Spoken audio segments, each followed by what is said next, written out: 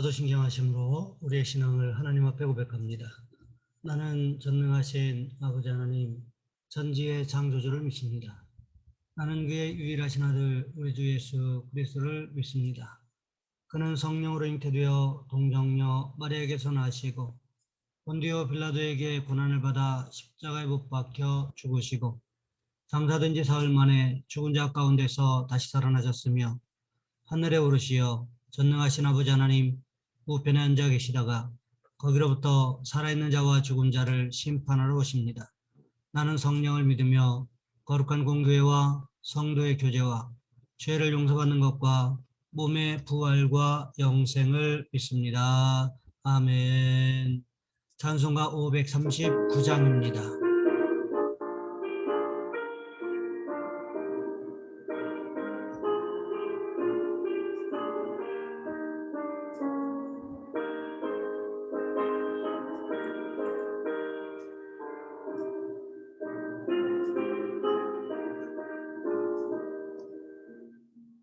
나 예수께 조용히 나가 내 모든 짐 내려놓고 주 십자가 사랑을 믿어 죄사함을 너 받으라. 주 예수께 조용히 나가 내 마음을 쏟아놓으라. 늘 은밀히 보시는 주님 그 은혜를 베푸시리. 주 예수의 은혜를 입어 내 슬픔이 없어지리. 내 이웃을 늘 사랑하여 너 받은 것 거저주라. 주 예수께 조용히 나가 내 마음을 쏟아놓으라. 늘 은밀히 보시는 주님 그 은혜를 베푸시리.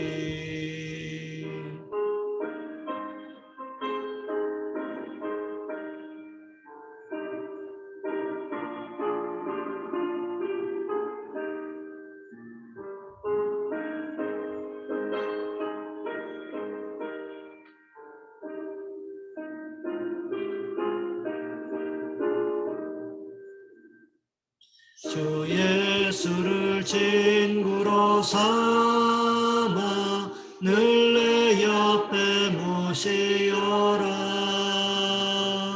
그 영원한 생명샘물에 내 마른 목 죽이어라. 주 예수께 조용히 나가 내 마음을 쏟아놓으라. 늘 은밀히 보시는 주님 그 은혜를 베푸시리. 사귀어 살면 새 생명이 넘치리라. 주 예수를 찾는 이 앞에 참 밝은 빛 비추어라. 주 예수께 조용히 나가 내 마음을 쏟아놓으라. 늘 은밀히 보시는 주님 그 은혜를 베푸시리. 오늘 말씀 열왕기하 8장에서 보겠습니다. 열왕기하 8장 1절로 6절까지 말씀입니다. 제가 가진 성경은 구약 성경 573쪽에 있습니다. 제가 봉독해 드립니다. 엘리사가 이전의 아들을 다시 살려준 여인에게 이르되 너는 일어나서 내 가족과 함께 거주할 만한 곳으로 가서 거주하라. 여호와께서 기근을 부르셨으니 그대로 이 땅에 7년 동안 임하리라 하니 여인이 일어나서 하나님의 사람의 말대로 행하여 그의 가족과 함께 가서 블레셋 사람들의 땅에 7년을 우거하다가 7년이 다음에 여인이 블레셋 사람들의 땅에서 돌아와 자기 집과 전투를 위하여 호소하려 하여 왕에게 나아갔더라. 그때의 왕이 하나님의 사람의 사원 게하시와 서로 말하여 이르되 너는 엘리사가 행한 모든 큰 일을 내게 설명하라 하니 게하시가 곧 엘리사가 죽은 자를 다시 살린 일을 왕에게 이야기할 때에 그 다시 살린 아이의 어머니가 자기 집과 전투를 위하여 왕에게 호소하는지라. 게하시가 이르되 내 주 왕이여 이는 그 여인이요 저는 그의 아들이니 곧 엘리사가 다시 살린 자니이다 하니라. 왕이 그 여인에게 부르매 여인이 설명한지라. 왕이 그를 위하여 한 관리를 임명하여 이르되 이 여인에게 속한 모든 것과 이 땅에서 떠날 때부터 이제까지 그의 밭의 소출을 다 돌려주라 하였더라. 아멘. 오늘 본문의 말씀을 가지고 순종하는 자에게 주시는 축복이라는 제목으로 함께 말씀을 살펴보겠습니다. 성 프란시스의 제자가 환상 중에 하늘나라를 구경하다가 많은 보좌들이 있는데 높은 빈 보좌가 있는 것을 보고 저건 누구 것입니까? 하고 물었더니 세상에서 가장 겸손한 성 프란시스가 앉을 의자다라고 하더랍니다. 어느 날 스승 프란시스에게 물었습니다. 선생님은 자신이 어떤 사람이라고 생각하십니까? 그는 바로 대답했습니다. 이 세상에서 가장 악한 사람이라고 생각하지. 제자는 말했습니다. 선생님, 그건 교만입니다. 그건 위선입니다. 선생님을 성자라고 부르고 있습니다. 여기에 강도, 살인, 갖은 죄인들이 다 많은데 어떻게 선생님이 가장 악하다는 말입니까? 그건 위선입니다. 그는 빙그레 웃으면서 그건 자네가 나를 몰라서 그래. 하나님이 내게 주신 은혜가 너무 커서 은혜 가운데 내가 있는 거야. 내게 주신 은혜를 다른 사람에게 주었으면 그 사람은 분명히 나보다 더 훌륭한 사람이 되었을 거야. 여러분, 성 프란시스가 받은 은혜가 우리가 받은 은혜와 다를까요? 주님은 성 프란시스를 위해서 죽으셨지만 우리를 위해서도 십자가에서 죽으셨습니다. 주님은 성 프란시스 안에 임하셨지만 우리 안에도 임하셨습니다. 그 이상 무슨 은혜가 더 필요합니까? 성 프란시스와 우리의 다른 점은 믿음과 순종뿐입니다. 주님이 하실 일은 다 하셨습니다. 우리가 할 일만 남은 것입니다. 오늘 본문에도 보시면 엘리사 선지자의 예언의 말씀을 듣고 순종했다가 축복을 경험한 수넴 여인에 대한 이야기가 기록되어 있습니다. 오늘 본문 1절 말씀에 보시면 이렇게 시작하고 있습니다. 엘리사가 이전의 아들을 다시 살려준 여인에게 이르되 너는 일어나서 내 가족과 함께 거주할 만한 곳으로 가서 거주하라. 여호와께서 기근을 부르셨으니 그대로 이 땅에 7년 동안 임하리라 하니 엘리사 선자가 이전에 아들을 다시 살려준 여인 누구일까요? 바로 수넴 여인을 가리켜 말하고 있습니다. 수넴 여인에게 무슨 일이 있었습니까? 열왕기하 4장에 보시면 엘리사 선자를 극진히 대접하던 수넴 여인 부부에게 엘리사 선자가 아들이 태어날 것을 예언했습니다. 예언대로 아이가 태어났고 잘 자라고 있었는데 어느 날 이 아이가 내 머리야 내 머리야 하다가 그만 죽어버렸습니다. 그러자 수넴 여인이 어떻게 합니까? 아이의 시신을 엘리사 선지자가 머물던 다락방에 올려놓고는 엘리사 선지자에게 달려갑니다. 수넴 여인의 강청으로 말미암아 엘리사 선지자가 다시 수넴 여인의 집으로 오지요. 그리고는 어떻게 했습니까? 아무도 못 들어오게 하고 아이의 시신이 있는 방으로 들어갔습니다. 그리고는 하나님 앞에 간절히 기도하고 아이의 몸 위에 2번 자신의 몸을 겹치는 행동을 합니다. 그러자 이 아이가 7번 재채기하고는 다시 살아났습니다.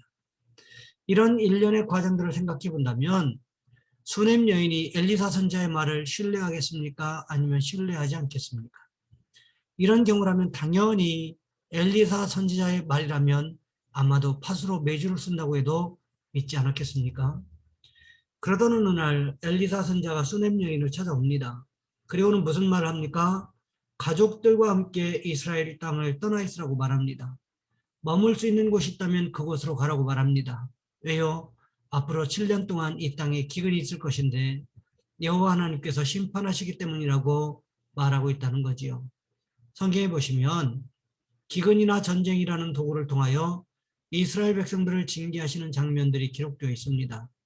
엘리야 선지자의 시대에도 보시기 바랍니다. 아합 왕과 이세벨 왕비가 바알도 하나님이고 여호와도 하나님이다. 그러니 바알을 섬기든지 아니면 여호와를 섬기든지 무슨 상관이냐? 우리는 다 같이 하나님만 섬기면 되는 거지. 그런데 오늘부터 이스라엘 땅에서 여호와를 믿는다고 하는 사람은 내 손에 죽을 줄 알아라. 이렇게 말하면서 실제로 여호와의 선지자들을 죽이고 있었다는 거지요. 그래서 하나님께서 내 말이 있기 전까지 이스라엘 땅에 비 한 방울 이슬 한 방울 내리지 않을 것이라고 말씀하셨고, 실제로 3년 6개월 동안 기근으로 시달렸던 내용들이 열왕기상 17장과 18장에 기록되어 있는 것을 보게 됩니다. 그런데 중요한 것은 그 중에도 하나님의 은혜를 입는 사람이 있더라는 거지요. 그것이 누구였습니까? 사르밧 과부였다는 것입니다. 3년 반의 기근이 있을 때에도 엘리야 선지자의 말씀에 순종했더니 복을 받는 사람이 있더라는 거지요. 오늘 본문에 보시기 바랍니다. 엘리야 선지자 때의 2배의 기간 동안 기근이 있을 것을 말하고 있습니다. 그렇다면 엘리사 선지자 시대에 이스라엘이 하나님 보시기에 얼마나 타락해 있었는가 단적으로 알 수 있지 않겠습니까? 아무런 준비 없이 7년 기근이 임하게 되면 어떻게 될까요? 결국 망하는 방법밖에는 없다는 것입니다. 창세기에 기록된 요셉의 시대에는 7년 풍년이 있어서 7년 흉년을 준비할 수가 있었습니다. 하지만 오늘 본문에 보시면 그런 준비가 전혀 없었다는 거지요. 그런데 오늘 본문에서 유일하게 7년 흉년이 올 것이라는 것을 알았던 사람이 있었는데 그가 누구였습니까? 바로 수넴 여인이었다는 거죠. 그렇다면 엘리사 선지자가 왜 이 수넴 여인에게 미리 찾아가서 7년 흉년이 올 것인데 미리 거처를 예비해서 다른 나라에 가 있으라고 말했을까요? 성경에는 기록되어 있지 않지만 무슨 일을 당하기 전에 피할 길을 내시는 것은 하나님의 은혜라는 것입니다. 그렇다면 하나님의 은혜를 받으려면 어떻게 할까요? 하나님의 말씀을 신실하게 신뢰해야 한다는 거죠.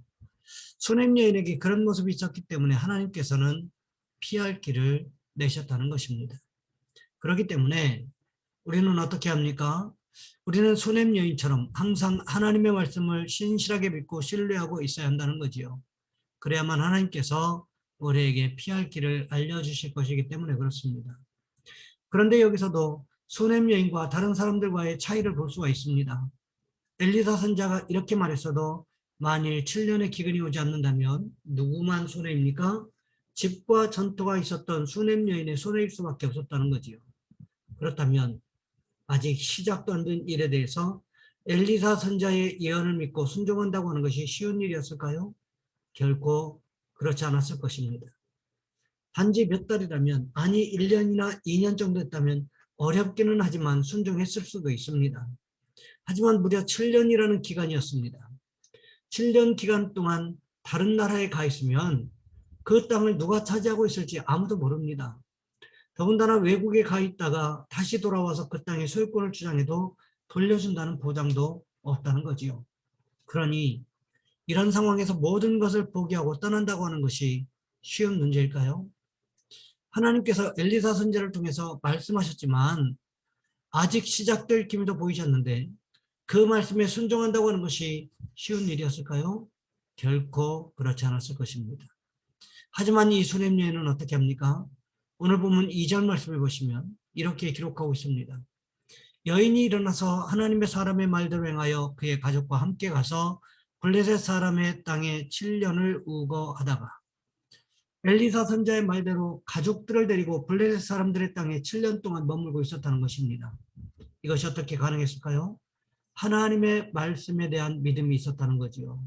순종은 믿음을 전제로 하기 때문에 그렇다는 것입니다. 그렇다면 우리는 어떻습니까? 우리가 하나님 앞에 순종하는 이유도 말씀에 대한 믿음이 근거가 되어야 하는 줄 믿습니다.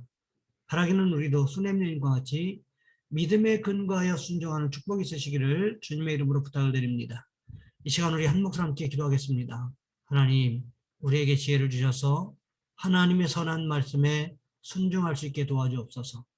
또한 기도하실 것은 기저질환으로 인하여 고생하는 성도들을 위해서 성도들의 영적인 육적인 건강 위해서 이 시간 우리 주여 한번 간절히 부르신 후에 한 목소리 함께 기도합니다. 주여, 사랑의 하나님, 우리를 도와 주시기를 원합니다.